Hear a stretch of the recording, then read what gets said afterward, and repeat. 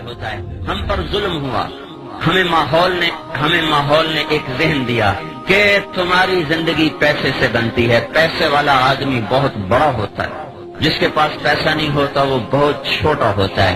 یہ ہمارا ذہن بنا, ماں باپ نے بنایا, استادوں نے بنایا, اسکول نے بنایا, کالج نے بنایا, یونیورسٹیوں نے بنایا, بازار نے بنایا, باہر میں بنایا, کھیتوں میں بنا, اسمبلیوں میں بس ایک چیز بنی کہ پیسہ اور عہدہ اور منصب اور سواریاں اور گاڑیاں, یہ ہماری زندگی کی بڑائی ہے. یہ نہیں تو ہم چھوٹے, یہ ہے تو ہم بڑے. جب یہ غلامی کا ذہن بنا تو ہر انسان پیسے کو معبود بنا کے سفر کرنے لگا. پھر اس کی راہ میں اگر سچ آیا اس نے توڑ دی,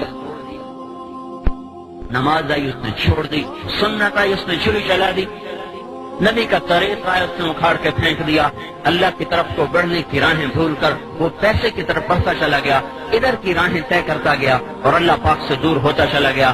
اور یہ اس کائنات کے زمین و آسمان کے رب کا فیصلہ ہے اور اعلان ہے کہ یہ دنیا دھوکے کا گھر ہے, یہ مچھر کا پر ہے, یہ مکڑی کا جالا ہے, یہ ٹوٹ جانے کی کائنات ہے, یہ متاع ہے, یہ قلیل ہے, یہ دھوکے دار الغرور ہے, یہ بیت العنکبوت ہے. کسراب بقیۃ یحسبہ الظمآن ماء, یہ ریت کا دکھتا ہوا پانی ہے. جتنا قریب جاؤ گے آگے تو دنیا کی دوڑ لگانے والے, وہ مال کے کو معبود بنا کر چلنے والے, وہ آہستہ آہستہ اللہ سے دور ہوتے چلے جاتے ہیں, اللہ کے حبیب سے دور ہوتے چلے جاتے ہیں. ان کے لیے سچ ایک بے معنی لفظ ہوتا ہے, صدق و امانت ان کے لیے مذاق ہوتا ہے, پاک دامنی اور تقدس ان کے لیے بے معنی الفاظ ہوتے ہیں. اللہ کا دین, اس کی شریعت, نبی کا طریقہ, اس کی سنت, یہ ان کے لیے بیکار الفاظ ہوتے ہیں. ان کی ڈکشنری میں ان الفاظ کا کوئی مطلب نہیں ہوتا.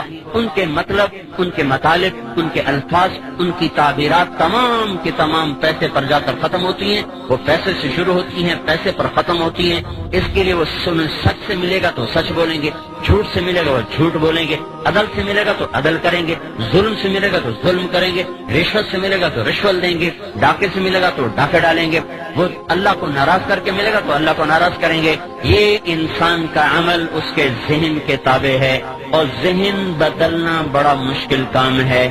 تبلیغ کا کام ذہن سازی کا کام ہے, اور یہ اللہ کا فیصلہ میرے بھائیوں, یہ اس مالک الملک کا فیصلہ ہے کہ ایک دن زندگی موت سے شکست کھا جاتی ہے.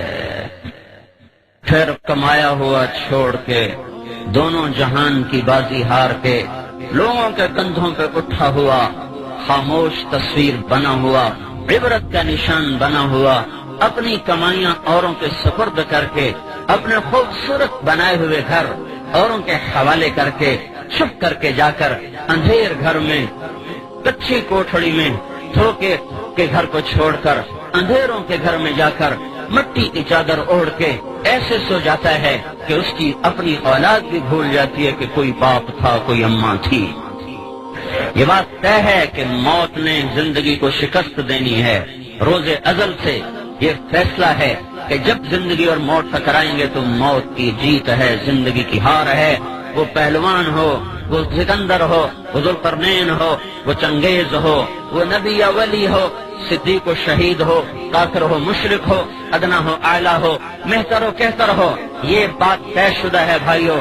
جب بھی زندگی اور موت ٹکرائیں گے تو اللہ کا اعلان ہو رہا ہے, فلولا اذا بلغت الحلقوم, آ گئی جان اچھل کے گلے میں, وانتم حینئذ تنظرون, تم بھی تو دیکھ رہے ہو کہ سانس اکھڑ چکا, گلے کا گھنگرو اب بول رہا ہے. تم بھی موجود ہوتے ہو, وَنَحْنُ أَقْرَبُ إِلَيْهِ مِنْكُمْ وَلَكِنْ لَا تُبْصِرُونَ, اور ہم تم سے زیادہ تمہارے آدمی کے قریب ہوتے ہیں پر تمہیں دکھائی نہیں دے رہا. فَلَوْلَا إِن كُنْتُمْ غَيْرَ مَدِينِينَ, اب اگر تم کہا کرتے تھے پیسہ ہے تو سب کچھ ہے, پیسہ ہے تو سب کچھ ہے, پیسہ نہیں تو کچھ نہیں, بچاؤ اس کو, میں اس کو لے جا رہا ہوں, بچاؤ, ترجعونها ان کنتم صادقین, لاؤ دنیا کے سیم و زر ڈھیر لگا دو, انبار لگا دو, بچاؤ اس کو, تیرا رب موت کا پنجہ اس پہ گاڑ چکا ہے. لاؤ اسباب زندگی کو اور لاؤ اسباب حیات کو, سارے ٹوٹ جائیں گے اور مکڑی کے جالے کی طرح تار تار ہو کر بکھر جائیں گے, اور موت اپنے بے رحم ہاتھوں کے ساتھ اس کو اس طرح اٹھائے گی, پھر ایسے مٹائے گی کہ یہ حرف غلط کی طرح دنیا کی تاریخ سے مٹتا چلا جائے گا. اور انسانیت بھول جائے کہ کبھی کوئی تھا، کبھی کوئی آیا تھا۔ اوروں کی تو کیا بات ہے، اپنی اولادیں بھول جاتی ہیں۔ میرے بھائیو، یہ ہی اس دنیا کا آخری انجام ہے۔ مال کی دوڑ لگانے والے سے دیوانہ دنیا میں کوئی نہیں، زمین آسمان میں اس سے بے وقوف انسان کوئی نہیں، جو پیسے کو منزل بنا کر، دنیا کی عزت کو منزل بنا کر، دنیا کی چیزوں کو منزل بنا کے دوڑ لگا رہا ہو۔ یہ اللہ کا اعلان ہے، اللہ کا فیصلہ ہے، اور پوری دنیا کے انسانوں کے لیے سب سے بڑا حادثہ ان کی موت ہے۔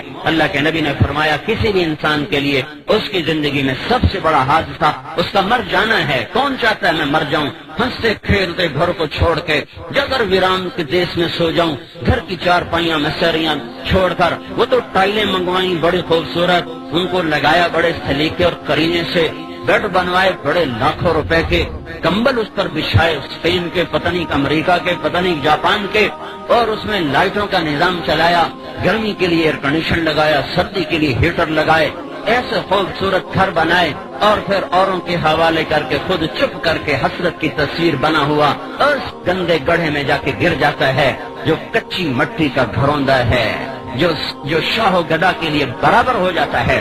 وہ کمکمے جو اس کے کمرے میں جلتے تھے، آج جاؤ دیکھو تو صحیح، دیکھو تو صحیح، آج دن میں بھی اندھیرے ہیں، رات میں بھی اندھیرے اور دن میں بھی اندھیرے۔ جسے کوئی لباس پسند نہیں آتا تھا، آج لٹھے کی چادر میں اٹھ کے جا رہا ہے۔ 40-50 سال کی عمر میں اس کو کوئی جوڑا پسند نہیں آتا تھا، آج قیامت تک کے لیے ایک ہی جوڑے میں جا رہا ہے جو سلا ہوا بھی نہیں ہے، جو سلا ہوا بھی نہیں ہے، ان سلے جوڑوں میں جا رہا ہے۔ جس نے باتھ روم پہ لاکھوں روپے لگا دے، ایک نہانے کے ٹب پہ 1 لاکھ۔ میں ایک مالدار کے گھر گیا، انہیں ٹب دیکھا کہ 1 لاکھ روپے کا ٹب آیا ہے۔ میں نے کہا تیرا بیڑا غرق ہو، تو اللہ کو جواب کیا دے گا؟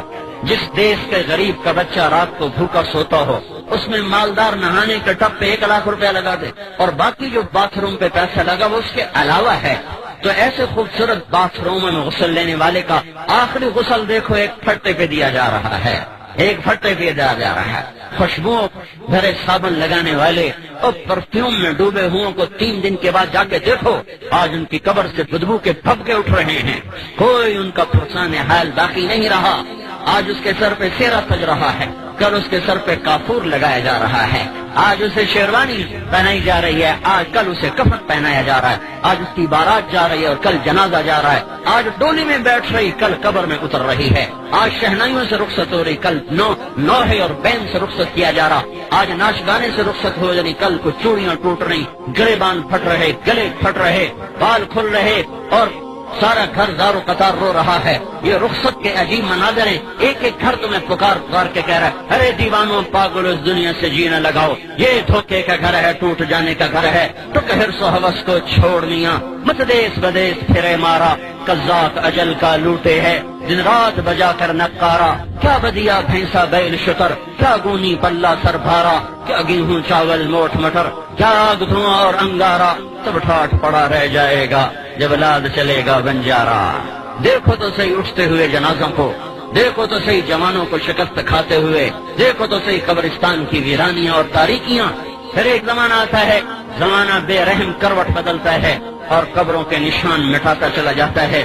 صدی اولاد کہتی ہے پتہ نہیں اماں کی قبر کہاں چلی گئی، ہاں بیٹا پوچھتا ہے ابا دادی کی قبر کہاں ہے، وہ کہتا ہے یہیں کہیں تھی بچے، پتہ نہیں کہاں گم ہو گئی۔ ہے وہ بھول جاتے ہیں، کوئی ان کے لیے ساری ساری رات کو اٹھا کرتی تھی اور ان کے لیے تڑپتی تھی، ان کو سلانے کے لیے خود جاگتی تھی، ان کو کھلانے کے لیے خود فاقے کاٹتی تھی۔ لوگ بھول جاتے ہیں کوئی باپ تھا جو گجروں والے کی گلیوں میں بچوں کو کھلانے کے لیے در در کی ٹھوکریں کھاتا تھا، گرمی کی تند و تیز گرم ہوائیں، خزاں کے بے رحم تھپیڑے اس کی جوانی سے کھیلتے رہے، اور وہ اپنی جوانی کو بھلاتا چلا گیا کہ میرے بچے خوشحال زندگی گزاریں۔ یہی بچے جب خوشحال زندگی بناتے ہیں تو اپنی باپ کی قبر بھی انہیں بھول جاتی ہے کہ کوئی تھا جو ان کے لیے جوانی رول گیا اور رل گیا اور مٹ گیا۔ اس بے رحم اور اس بے وفا دنیا کے لیے اس وفاؤں والے اللہ کو چھوڑ دینا، اس سے بڑی نادانی دنیا میں اور ہے کوئی؟ بھائیو اللہ کو مطلوب بناؤ، اللہ کو مطلوب بناؤ۔ ماں سے زیادہ پیار دینے والا، باپ سے زیادہ سایہ دینے والا، دوستوں سے زیادہ وفا کرنے والا، کفا باللہ ولیہ۔ اللہ تعالیٰ کہہ رہا ہے سارے جہان سے دوستی لگا لی، کبھی مجھ سے بھی تو لگا، مجھ سے تو لگا کے دیکھ، پھر میرا برتاؤ بھی دیکھ لینا۔